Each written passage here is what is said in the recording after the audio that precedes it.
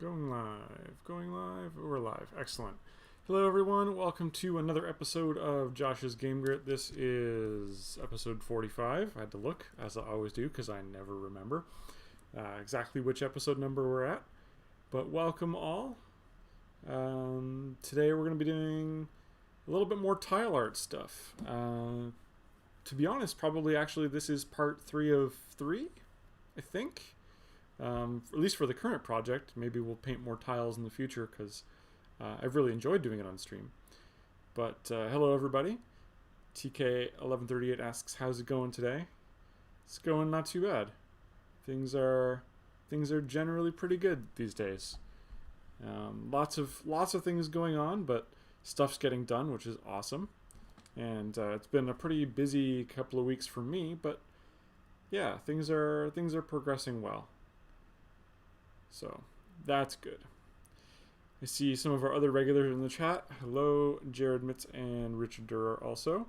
And at least one person is lurking. Oh, there's Matt. There we go. No, we still got a lurker.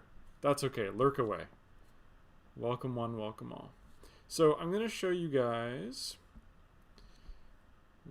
Put my face on the correct side of the screen there. This is, thank you phone, mute that too. Everybody always picks this time. So this is kind of where I ended up with the tile set we were looking at last week. In fact, actually, I think you guys watched me paint this rock. As exciting as it was. That is a rock that was painted. And now I've gone and done kind of the rest of the stuff. So I've got this kind of a few different elements to this at the moment. We've got the look and feel for this rubble field established. So this is a layer that I'm painting in kind of all these little mini rocks and then filling them in with, you know, kind of grass sprouting through the field. And then I've also got a very kind of stock anime background looking effect that I've been developing for bushes and our cover squares. And you can see that I'm using the little rubble rocks elsewhere just to add a bit of variety. Now, of course, I can keep going on these afterwards. I don't even think this one is done, to be honest. There's already at least one thing I know I want to tweak. And that will probably be to replace one of the rocks with a tree of some sort. Because one of the things that's going to be in this game is a 3D punchboard tree. Or rather, 4 of them. And because we use 4 tiles like this in a square to make the play area, each tile will likely have one place to put a punchboard tree. And that's just going to add some extra table presence to the game. So I'm excited to do that. And in which case I'm probably just going to cut and paste this rock and put it on a different tile. Because I've been trying not to reuse anything. Everything is kind of all bespoke to each tile. Made with brushes, made with patterns, made with you know, various other assets. But not just directly copy and pasted. Except where I think I can totally get away with it. I see Tommy has joined. And Tommy is very loud. Hi, Tommy. I assume it's you on the Linvander channel. Probably not Dylan, although I know he has access to it also. So yeah, this is our current... This was prototype 1 of our finished tiles. I've since done a couple more. I'm actually going to switch to InDesign here and show you guys a map. I've got, I don't know, 5 or 6 tiles done now, something like that. But you can kind of see how they're starting to work together as a team. The one we were looking at is in the bottom right. And because they all share the same background, they actually go together pretty well. Now, for the purposes of showing this off, I've got them all arranged the same direction. And you can actually see I've left some empty red squares on these just because we are going to end up putting tree artwork there instead. But yeah, you can see how they look pretty reasonably seamless at the edges. So that's pretty good. Pretty happy with that. Next step, and this is something we were talking about a little bit last week, is whether or not it looks weird when you start to edit the shadow direction.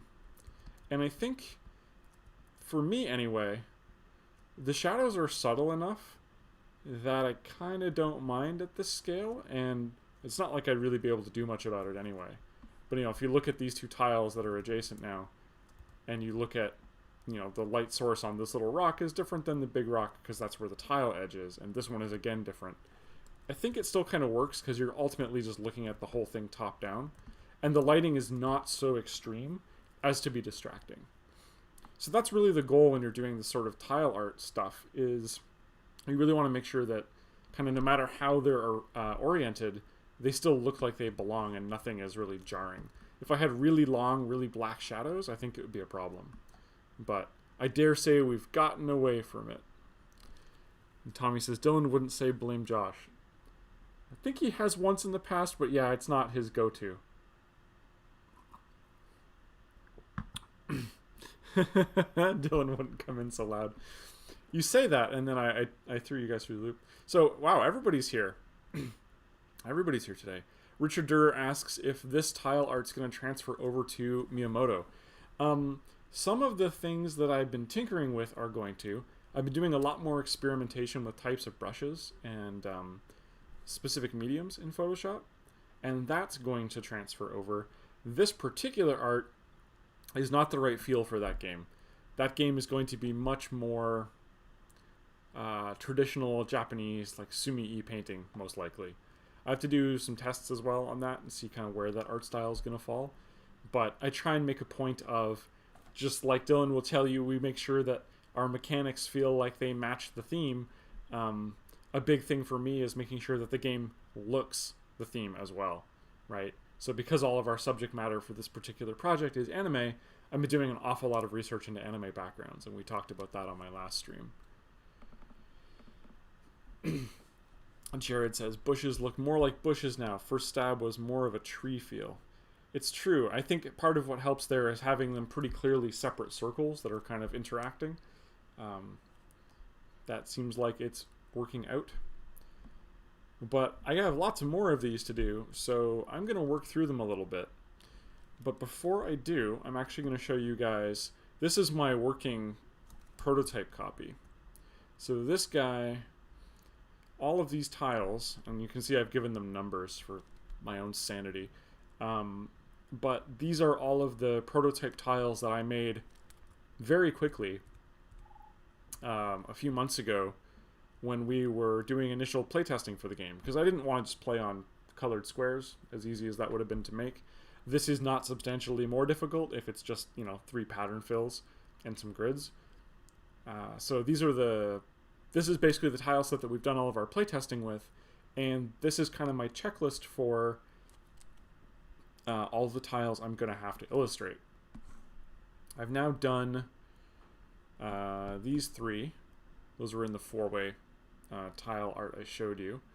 And I've painted one that isn't actually in this list, but that's cool because there are 12 here and I know I will need 16. So I've got a few more permutations I'm going to have to do. And since I've got my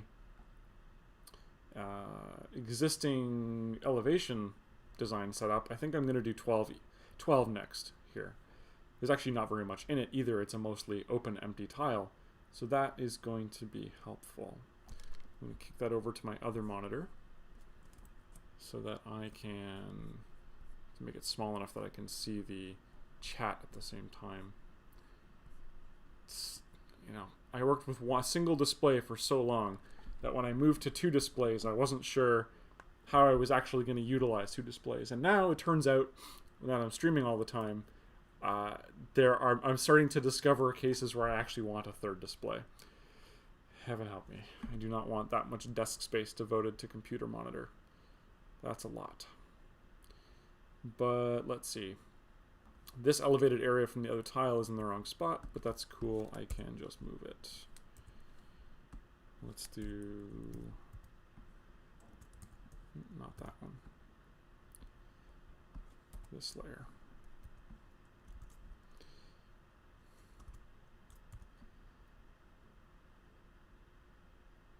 And this was a style that I was working on for Hills just because we're actually going to have components that are 3D hills and are kind of chunky like this.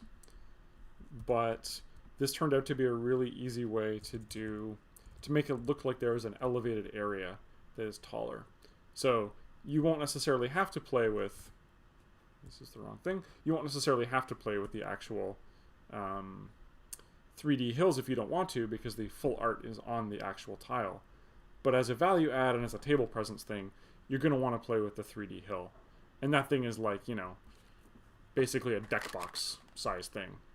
That will have art on the sides and this art on the top, and you'll plunk it down on top of your tiles to actually make your elevated areas elevated. So I'm looking forward to doing that. Maybe we'll get into doing art for that actually later, although that one's not that exciting. It's frankly a box. It's not as interesting or as complicated as some of our other 3D punchboard stuff. This needs to be set to screen. Let's do all of my edging. So you can see actually, since we streamed last week, you can see that I'm actually using a bunch of kind of bespoke tools now for the job. I've got specific brushes that I'm using to quickly fill grass. I've got specific brushes that I'm using to paint certain kinds of shaping and edges. And that's really helped speed up the whole process. I think I'm down to, starting from scratch, probably down to a half hour per tile with the current amount of detail I'm doing. And probably I'll go back in afterwards and do some additional like touch-ups and what have you. But make sure that my grid is lined up.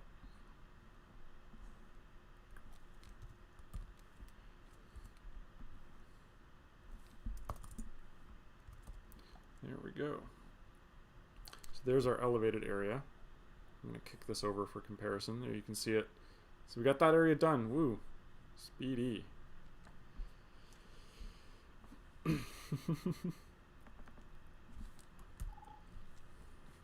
Jared says, we're about to go to 3 displays. The third being a TV a client of my wife's left at the house she sold. Well, the funny thing is my second monitor is actually from, those of you who have been following us for a while, our previous office for Linvander in Guelph was at the Junction co-working space. And my current monitor is an older Philips 24-inch. I've got my like 15-inch MacBook Pro in the middle of my workstation, and then off to the one side is this other display on a swing arm. But I was never planning to have a 2-monitor setup. It wasn't something that I was like, A, convinced I needed, and B, thought I was actually going to bother spending money on, because I can be kind of pragmatic like that sometimes. But it was weird. Somebody was carrying it out of, I guess, a vacated office or something. Yeah, they were carrying out this extra second monitor, and we just ended up basically like, I opened the door for them and they were like, "Oh, we were gonna toss this. Do you want it?" And literally thrust the monitor in my arms, and I was like, I guess we'll find a use for it. Sure. So I take it, stand and all and everything. And I put it in the back corner of the Linvander Studios office in Junction. And it sat there for like 8 months, 9 months.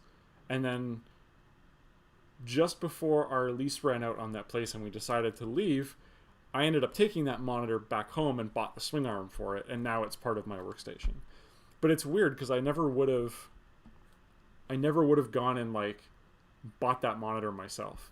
And in fact, actually, I debated about whether or not I was going to use it or continue using it after I set it up, because I thought about having a second monitor that is also like a Retina display, and I haven't really done a lot of research, but I don't really know if they exist. It would be good to have something the same resolution as my main monitor, because every time I move a window between the two, using a hotkey or whatever, the whole machine like stuns, like it pauses to be like, oh right, I have to recalculate and display this window in this size on this other monitor, which is bigger but actually fewer pixels. So there's this weird like jolt when I switch stuff. Matt says, I upgraded my second monitor to a 27. Now I have two 27s and it is glorious. I don't really want to leave my laptop. I think the laptop is still going to be the primary display. And it helps that I've got it color balanced for artwork. So in that sense, I kind of don't think I'm going to leave it behind. Make sure I've got my reference material up again. There we go. But yeah, that is my current kind of workstation setup. And I also don't really want a giant desk that has got two monitors on it. I like to actually have the other half of my desk. Because actually, like, my desk is about 30 inches wide, and only the first 15 inches of that are actually the computer and a keyboard. I have a whole strip on the back of my desk behind all the monitors that I basically have like a little cutting station set up. Because right now behind this desk there's a hallway. So I can just go around the other side of the desk and use the cutting station. Which would be awesome if I was still making paper prototypes. And I haven't really needed to, and I haven't really been doing it because of COVID. Because we're not playtesting physical copies of things. So, who knows? Next time we reinvent this workspace, who knows if it'll still be anything like that. Kinda doubt it.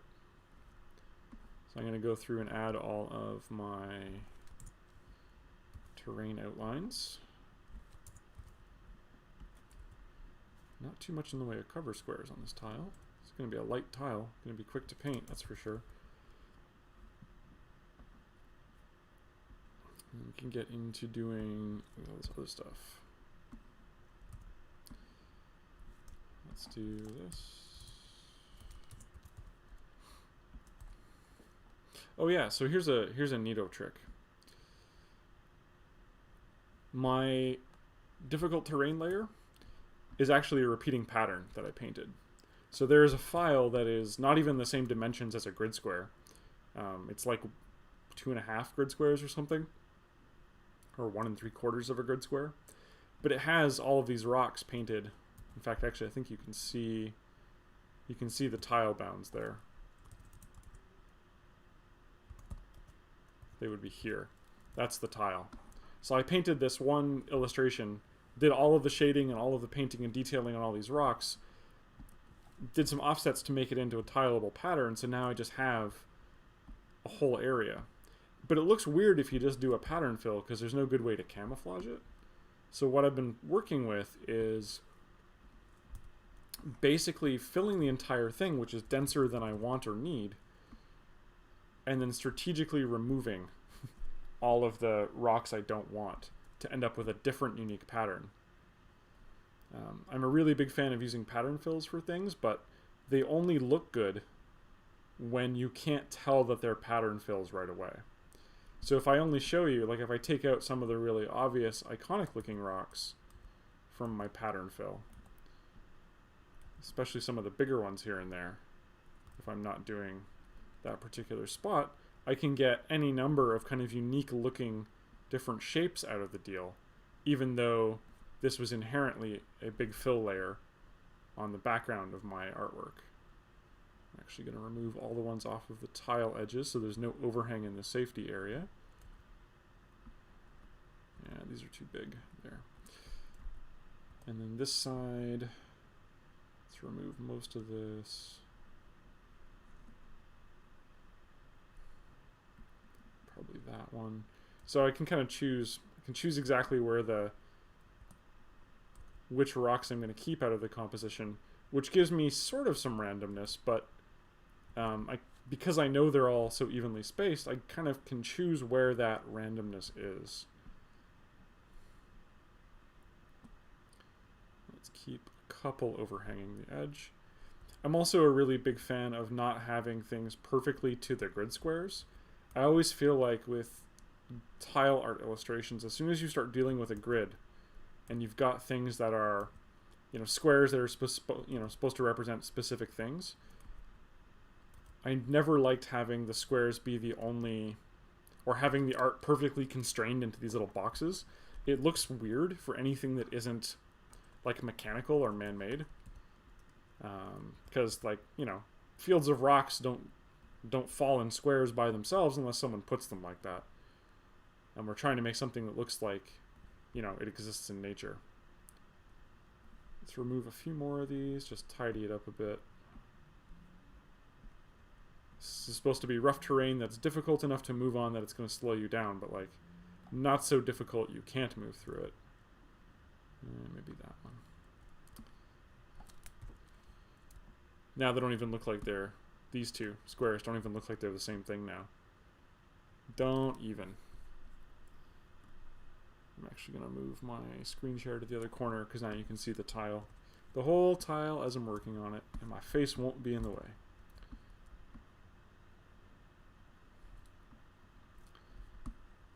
But yeah, just literally going to go through and clean up all of the rocks I don't want. Makes it really quick. Really quick to get an interesting, unique looking pattern of little rubble. It also means that because I'm using the same pattern fill on every tile, I'm guaranteed that my rocks are going to have the same shading, the same color, the same treatment across the entire set so that it's really cohesive. And that's also something that's really important for tiles, because no matter which sort of edges or pairs you make out of them and how you line them up, you're going to get a result that looks good and natural, which I think is really important. Alright. That one might be a little dense still. Let's take out a couple more from the middle. Cool. And then it seems like a good opportunity to add a few more areas around the map, just for variety's sake. Maybe over here. We'll take these and paint them out a little bit. Just have a few little rocks scattered in the fields, you know. Who knows how they got there, but they got there.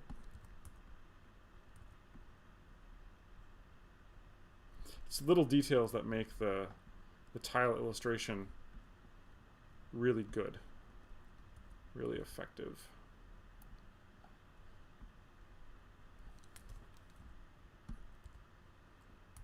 And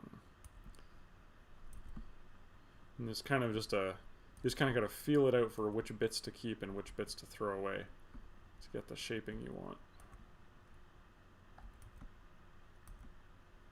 Yeah, let's have those. Why not?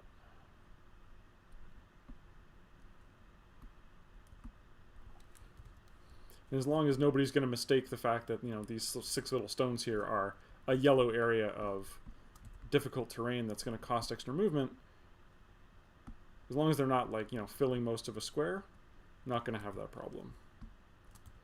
And then the actual colored outline is really just there as a bonus.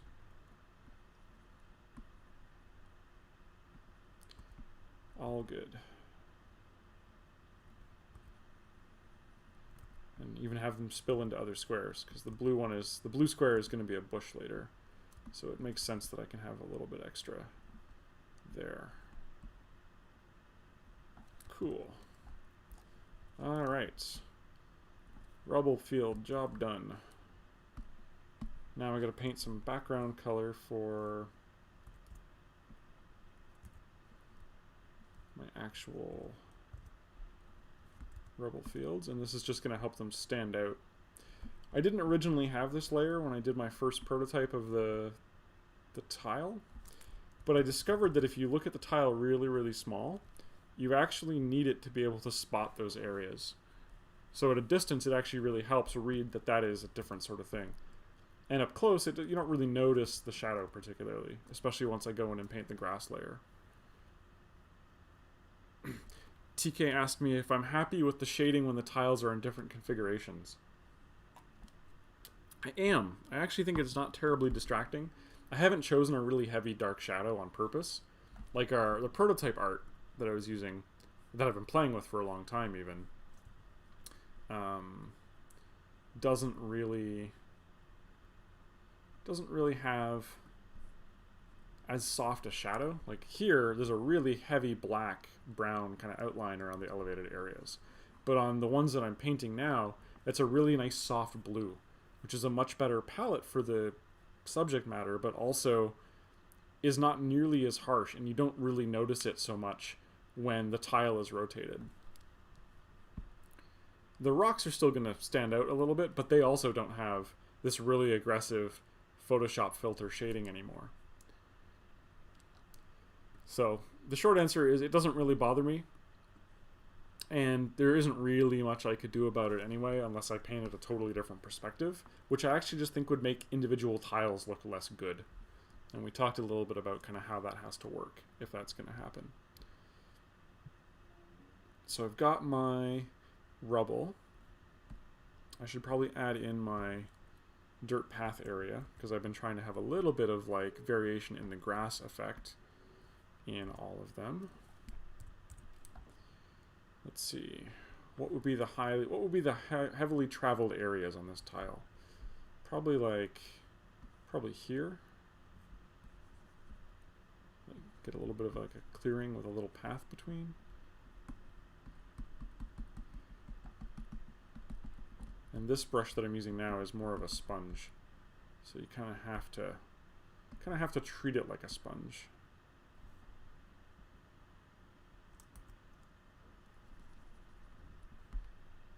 But I can also go back and scrub out some areas to blend the edges better. And I've been getting some interesting effects as a result. Sometimes go back and forth a few times, work over all of the areas, get them kind of...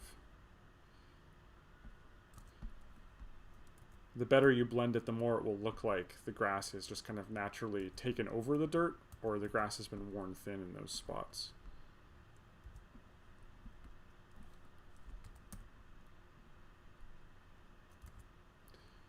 Trying not to be too aggressive with it.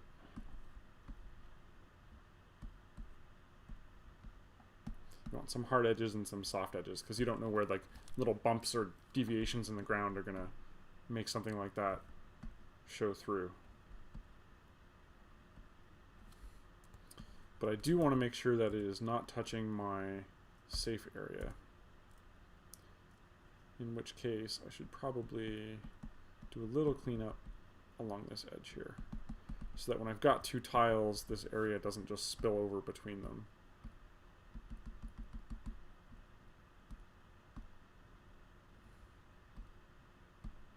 Alright.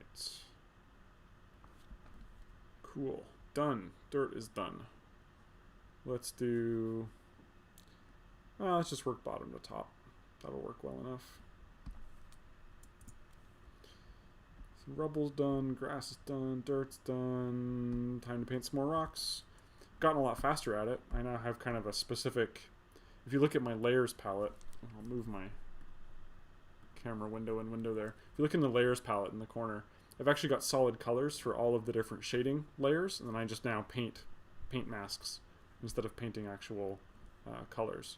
So this is helpful because it means that as long as I'm consistent about how I draw my rocks, all the colors are going to be consistent as well. And I think on this tile the only rock is actually going to be in the top corner, because this one at the bottom center here, this one, is actually going to be a tree. And I haven't done art for trees yet, and I'm going to go back in after I've done all of the tiles, probably make 2 or 3 versions of that tree and just straight up place them. Because I intend for them to be covered over by the 3D object, but I want to provide a very obvious place where that's going to be regardless. Jared says, will you have any dirt areas in the rubble? I probably will.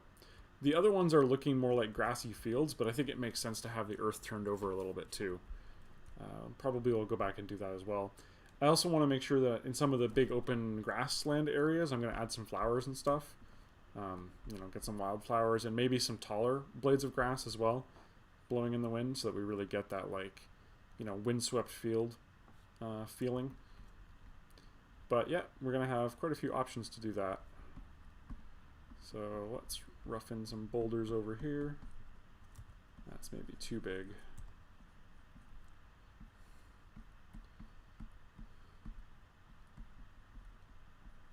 But I like to have them spill over a little bit into the other tiles, just cause.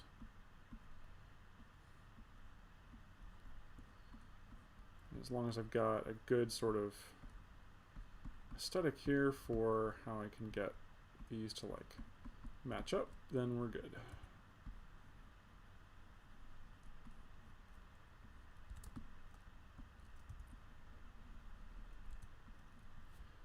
And these are easier when I turn off the terrain lines. Now that I know where things are basically going to be, that's going to help a lot. Same problem as before, though. I need to make sure they're not touching my edge of tile or my like safe areas, so that I have enough room to blend them and they don't just get totally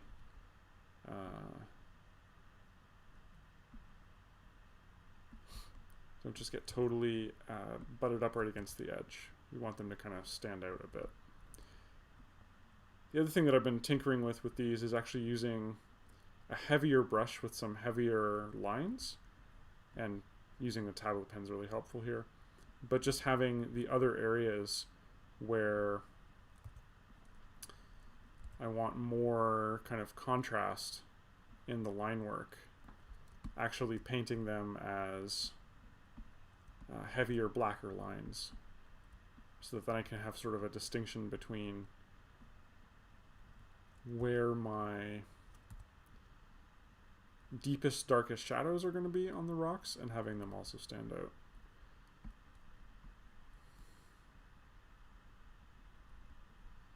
So let's see, let's put some of this in there.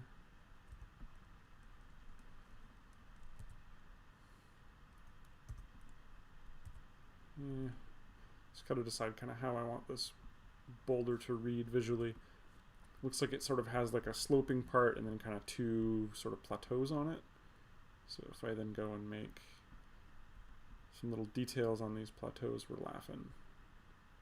Then we're there.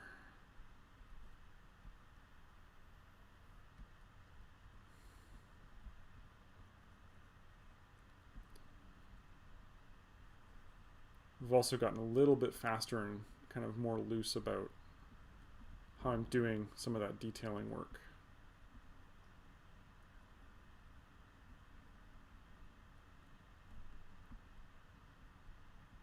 As long as it looks like, you know, we've got rocks with some texture and some cracks on the surfaces, then we're good. That's really the goal here.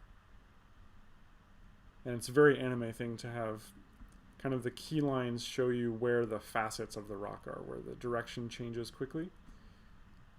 That's very much a part of how that artwork is done in a lot of animes, which is why I've been spending a lot of time looking at how anime backgrounds are painted, because I think that's a big part of getting the feel right for this project. Cool. I think that's probably it for the lines. This is maybe a bit heavy on the back. Can clean this up a bit.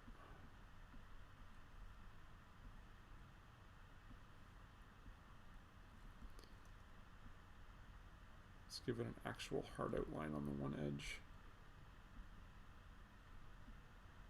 And then another hard outline where this switches.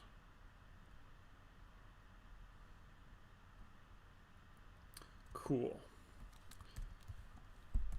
Because it's a mask, I have to flip to selecting the mask. Why do I have... What's going on over there? I must have erased some stuff. But let's flip and select on the mask here. Now that I've got that done, I can do all of my base colors, get them in there, and then everything else is sitting inside a masked folder, so it's all good. We can easily go and get all of the other styles. Let's paint my main shading layer. This is a little big.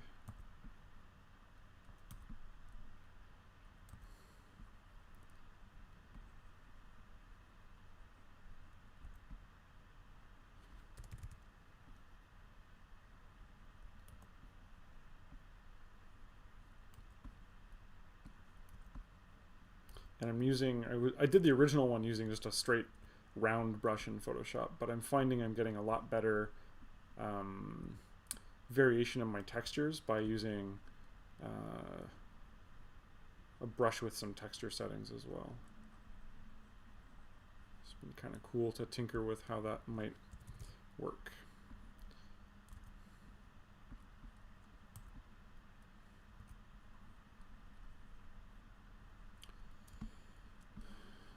And because I picked a top left for my light source, I'm going to just end up painting all of these kind of the same way. Just going to make sure that I'm not encroaching too much into my highlight area.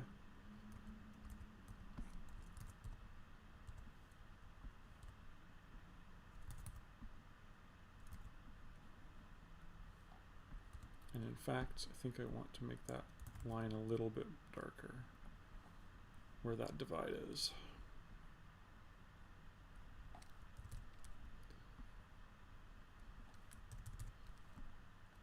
All right. Base coats are done.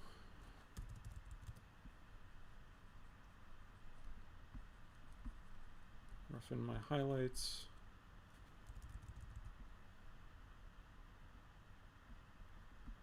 Do a few around the actual little grooves that I painted. Make those a little bit thicker. This edge should probably be catching the most light to make sure that that's like solid. Oh, and see, I've overdone it a little bit. There we go. Clean that up nice.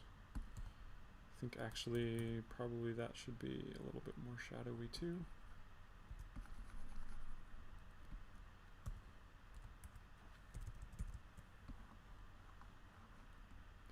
Sometimes you got to go back and forth a little bit until you get the curve kind of just right for the effect you're going for. This whole chunk back here can be darker.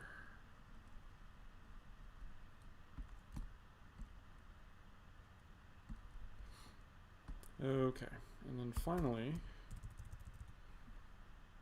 get in here with some very bright white highlights. Just on the shiniest, brightest spots.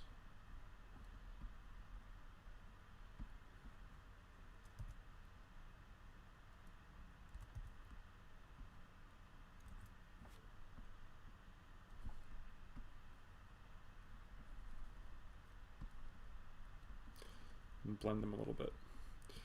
The result is I'm also getting softer, smoother blends. They're not quite so hard-edged or like cell shaded almost, but it's a good compromise between the two styles.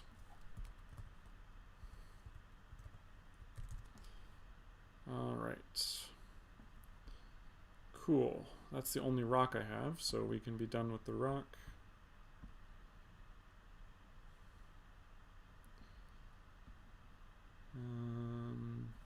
Actually, I need to paint the background shadow for the rock. And I've done this in the wrong place.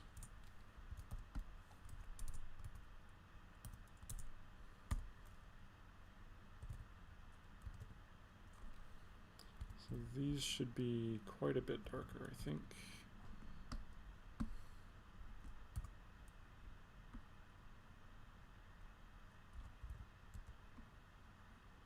And I'm not so concerned if these go over the edge of the tile.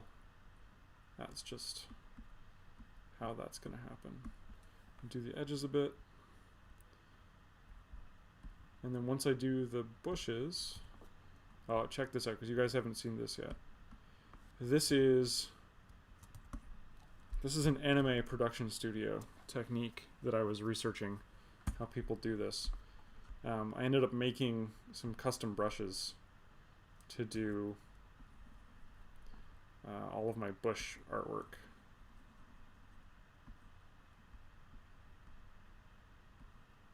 So I can shade using a single brush stroke. I can lay out all the leaves and shade it using a single brush stroke. Let's make that one a little bigger. Cool.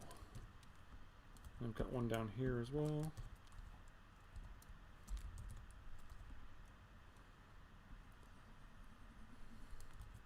Oh, I've got to start them darker. Gotta start dark and work up to the light.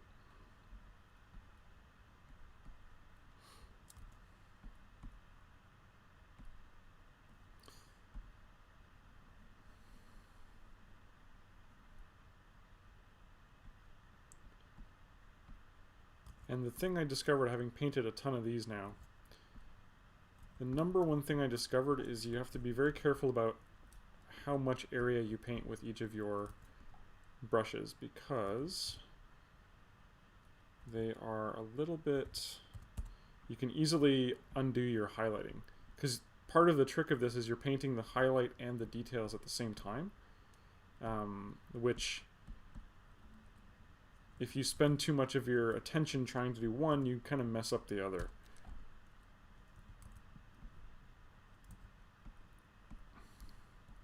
But that being said,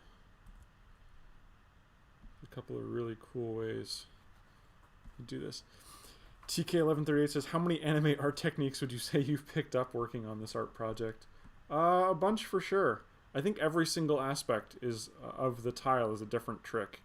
Like the background painting style is one, the dirt effect is another. Kind of all the rock styles, translated to both the bigger boulders and the smaller stones. Then we've ended up with all of these tricks for bushes.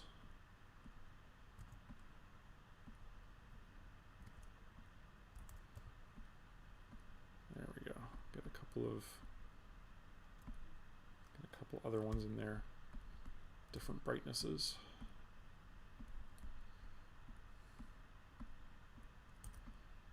Get a few really bright ones up top.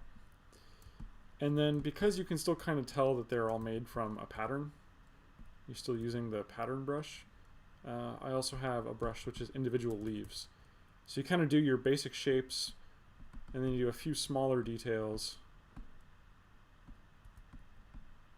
And then you can go in and paint kind of all of these smaller individual leaves just to fill it in and finish it.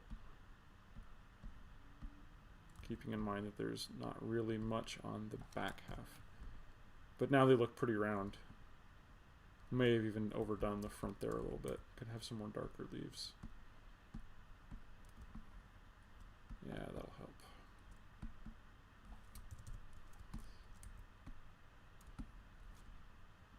But even from the thumbnail, looking at it in Navigator, it looks like a spherical shape, which is great.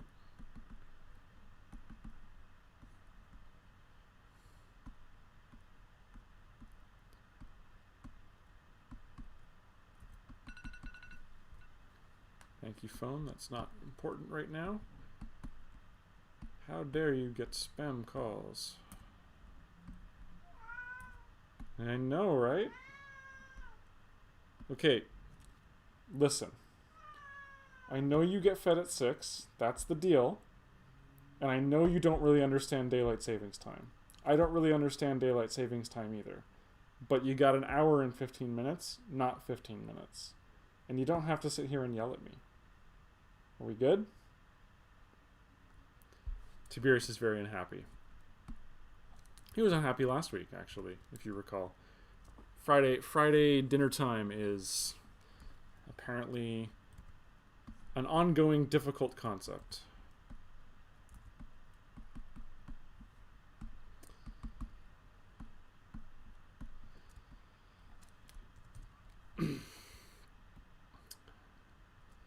All right, we got our bushes done. And then all that's really left is the blending all of the different bits together with some field grasses. And that's pretty much all the steps that I'm kind of at now with these tiles. I'll leave that zoomed in. Sometimes it's easier to be able to teleport around with the Navigator than it is to constantly be zooming in and out and looking at that.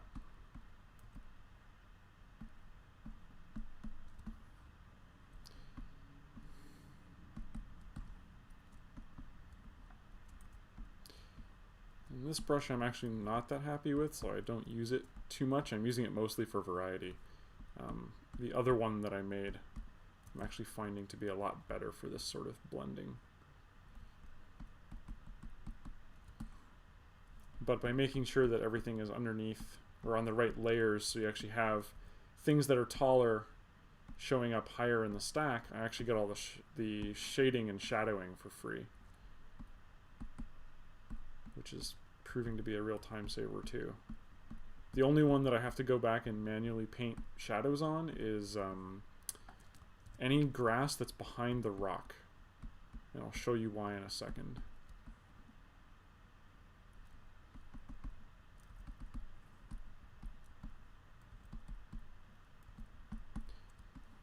So let's blend this rock a little bit. Keeping in mind I don't really have a lot of not a lot of space to worry about blending out here. But sure. So this rock, I've got my grass done there now. But the grass on this side, even though the grass on the left side looks really dark, the grass on the right side looks really bright, they're the same green, but optically it looks wrong because this stuff on the right should be in shadow.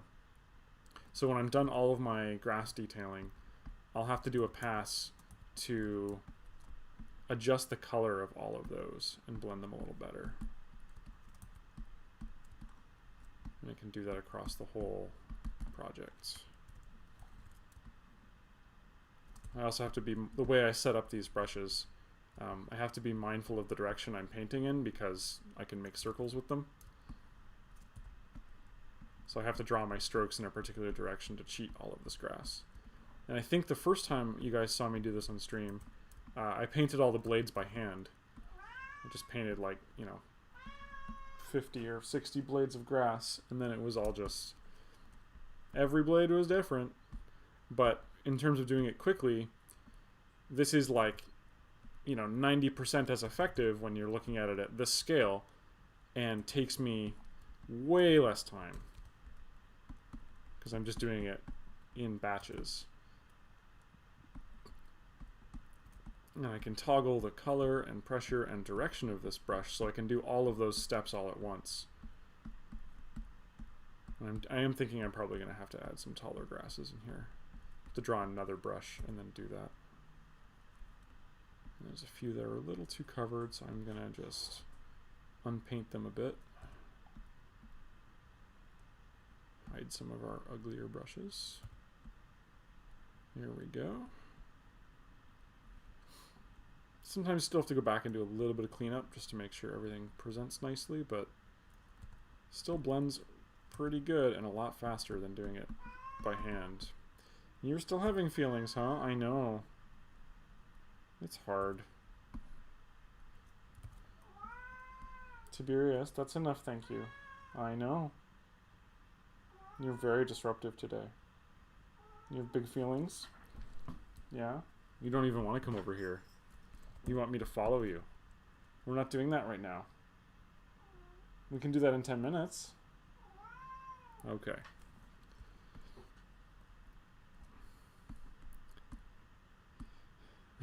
Your cat is also screaming early for food, Richard?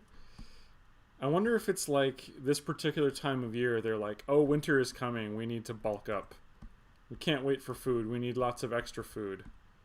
We have to hunt, we have to prepare for winter. Not that he's ever been outside in the cold, But I wonder if it's if cats have some hard wiring left over about feeling like they need to put on some weight for winter. Tiberius has been very ornery lately about the whole business.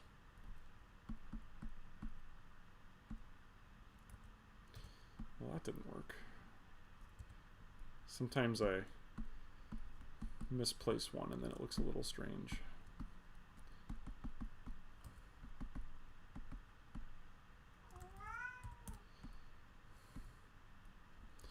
But as long as the effect looks good small, that's what's important here. Put away that. Get a few more on the back here. Whoop. Trying to get the angles right. And I probably will have to do a little bit more blending with these still. So let's do that.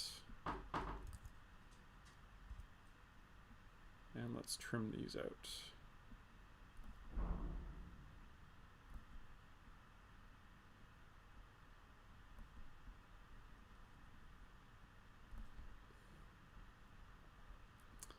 Cool.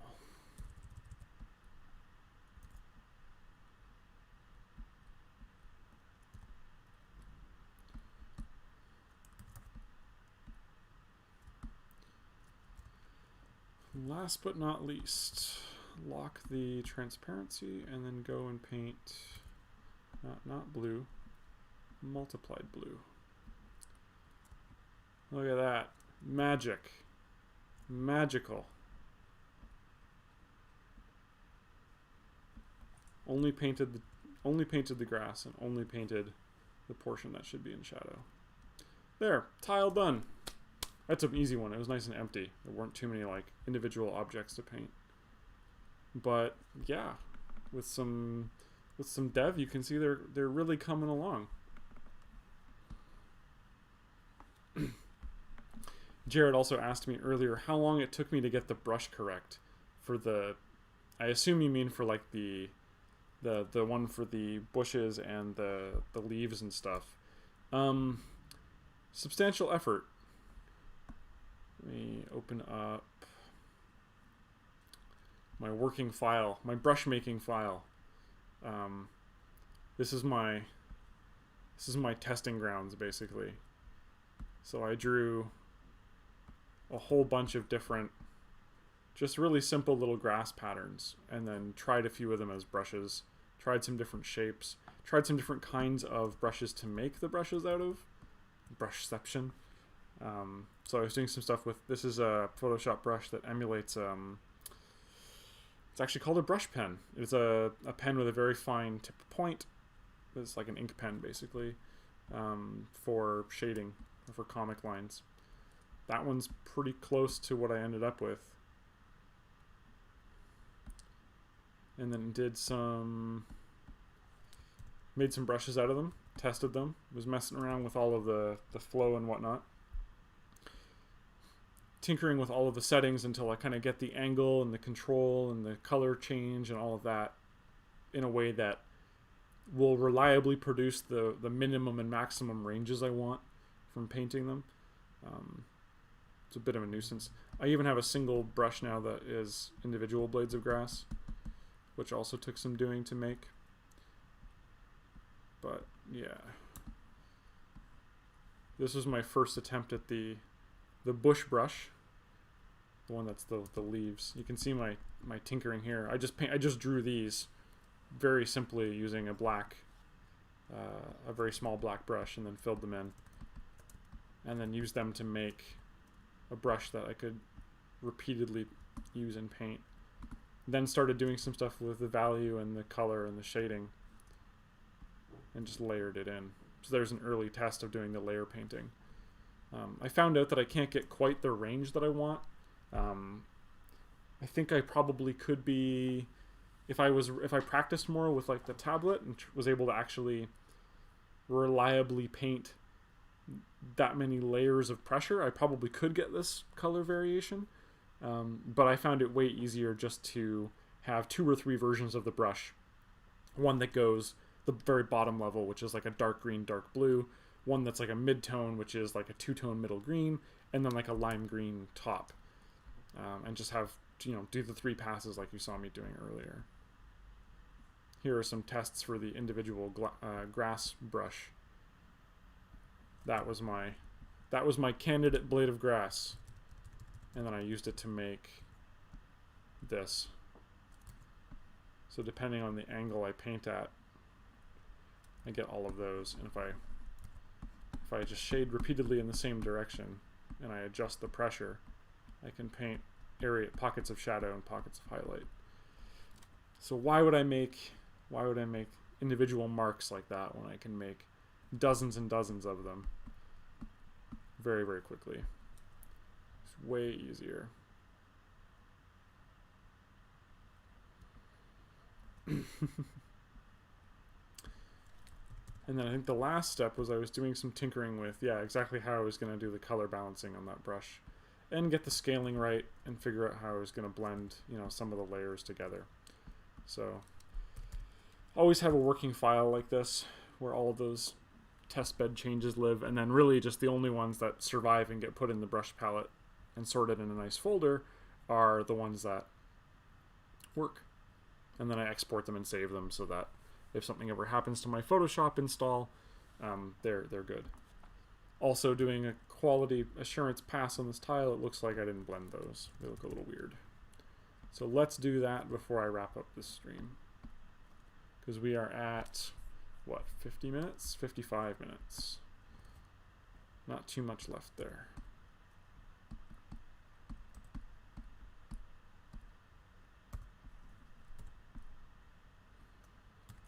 There. Job done. Blended. And that is tile number, whatever it is. This is ID 12. I don't remember which order I painted them in. But yeah, there. Completed tile. Where's my... If we full screen that.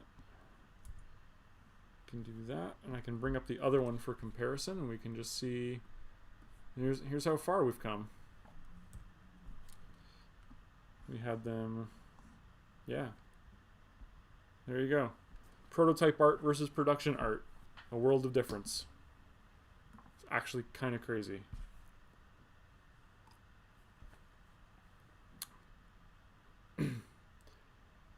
Makes a huge difference to the overall look of the game. Even the color palette you can see is way different. The prototypes were very very yellowy green. And a lot of animes don't do yellowy green for grass. Unless it's very like sunset, like 5 o'clock yellow, golden, golden hour sort of thing. You don't generally see that tone. Or the sci-fi, of course, anything is possible. But yeah, I think the color palette is a huge improvement. And obviously the bushes are, my original bushes are just painting a blob and coloring it green. And having the actual detailing in all of the leaves now makes a huge difference.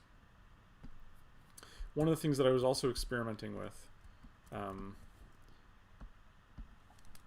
is, and after looking at a couple of animes like some modern ones like My Hero Academia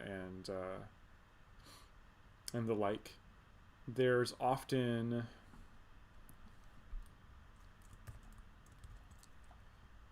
an actual sort of edge color to those trees, and I think this is actually even closer to how they look when they're done digitally. You've got a slightly, almost looks like they could be drawn and filled in lines for how that bush looks. So that last little step makes them pop and really makes them look like they go even better with the hand-drawn line work of the rocks. Because now they have a very subtle stroke that I didn't have to paint. And I get for free just by doing a quick, easy filter. Alright, I think that pretty much wraps it up for this week. We can call it there. Thanks all for tuning in. Not sure what next week's topic will be just yet. A few people sent me suggestions, so I'm going to look them over and see kind of what we might be talking about. Actually, it might be another art stream next week because I might be talking more about doing art and how that works on things that have more complicated die lines. Like this is just a big tile canvas, but a lot of the components I actually make art for are punchboard tokens and kind of more unusual shapes. And the way that some of that art has to be made so that it all kind of fits in the space and fits correctly and will manufacture well, because I have to take into account bleeds sometimes in multiple directions, I think might be real cool. Richard's asking me, did I ever check out the Chibi Grand Blue new series I put Facebook for you and Dylan? No. I know it exists, but I haven't watched it, so I'm gonna have a look at that. That sounds cool. That sounds like a good thing to do on a Friday night. In addition to probably playing some video games, because I haven't done that in a few days. But yeah, that should be good. Thank you all for tuning in. We'll see you in a week's time. And probably I'll announce the topic of the stream in advance, but I don't know. We'll see. Take care all. We will see you then.